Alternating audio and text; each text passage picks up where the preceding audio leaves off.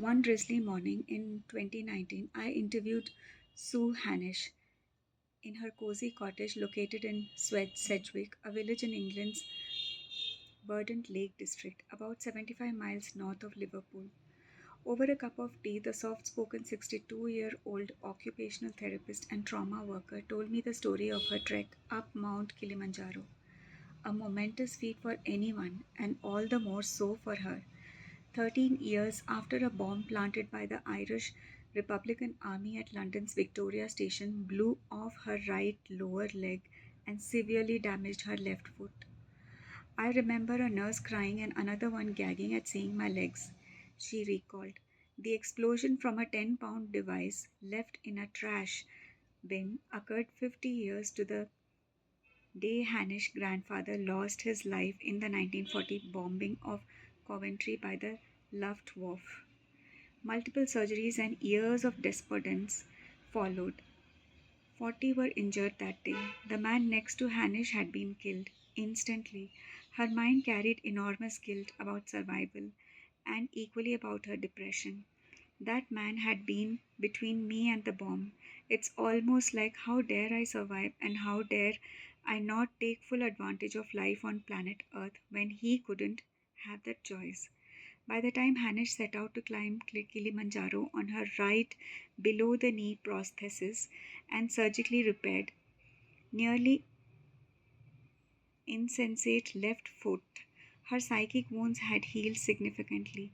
This liberation has grown with the integration of her experience into the tapestry of her life, as she has diversified and divested energy from a limiting stories she once told herself about what it all meant.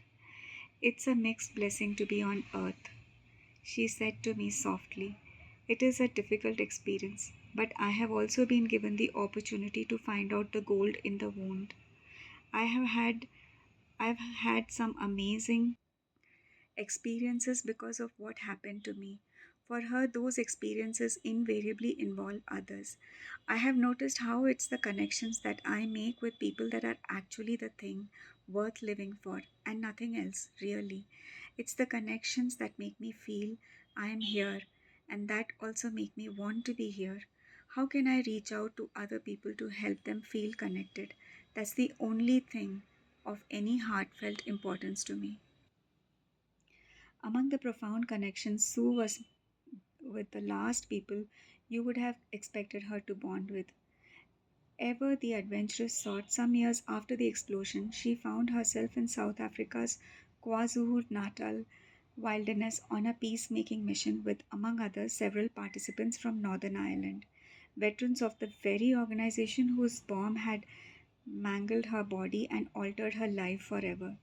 The idea, she said, was to hear the other side of the story. We see each other's struggles and to put us in a different environment where we would need to protect one another.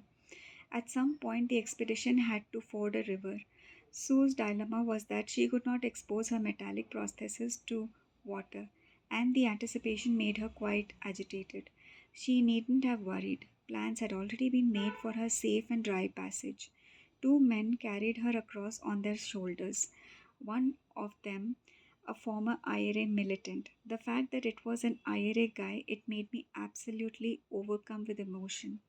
I was crying, and so was Don, the IRA man. The experience of working with these fellows made me realize just how damaged they had been by what had gone on in their lives before.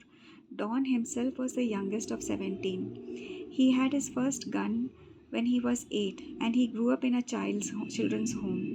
He'd been in jail, he'd been bullied, and he'd been having a really tough time himself. He was carrying the burden of having killed people and not having a clear conscience. It was good for me to be with these people whose lives I had had no insight into before. I realized I could have easily been Dawn had I grown up in those circumstances. Hanish ascent to Mount Kilimanjaro came a few years later. There too she was accompanied by a man from Northern Ireland, someone who had heard her story and wanted to reach the mountain top with her. Reach it they did. And then the two improbable co climbers did something even more unlikely. They danced, giving new meaning to the term peak experience.